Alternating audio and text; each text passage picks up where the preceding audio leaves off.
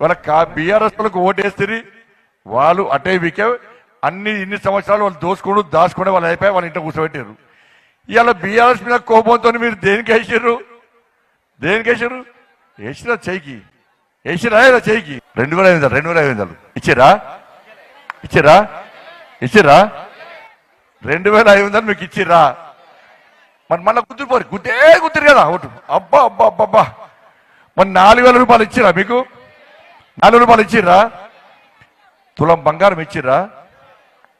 కిలోలు దిగేసిరు ఒక్కొక్కరు. ఇయ్యలే మీ పిల్లలకు ఉద్యోగాలు ఇచ్చిర్రా? మీకు ఇండ్లు ఇచ్చిర్రా? మీకు పెన్షన్లు ఇచ్చిర్రా? మీకు స్కూటీలు ఇచ్చిర్రా? మళ్ళీ ఇప్పుడు మా బాధ ఏందక్క అంటే పైసలు ఇచ్చేది మేమే, మాకేమో మాయమాటలు చెప్పరాదే, అబద్ధాలు చెప్పరాదే, దొంగ హామీలు ఇయ్యరాదే, మీరేమో మాకు ఓటేరా. ఊరించి కట్టించి 2500 ఇస్తున్నామంటే గాడి గుడ్డు చూపడని ఆయన ఓటు గుర్తురి. ఇవాళ ముఖ్యమంత్రి గారు మొన్న వచ్చిండు, మీ చెప్పదండికి ఏమైనా ఇచ్చిపోయిందా? మరి 2500 రూపాయలు ఇచ్చారు కదా అక్క, మీరు ఓటు వేసారు కదా. 2500 రూపాయలు ఎందుకు వేయలే ముఖ్యమంత్రి గారు అడిగారుగా. మళ్ళా ఎన్నికలు రాగానే మళ్ళీ వేస్తారు. మేమేమో కుళ్ళ లోపల ఏం లేకుండా కుళ్ళ మా బాధ చెప్పుకుంటే మా మాటలు మీరు వినరా?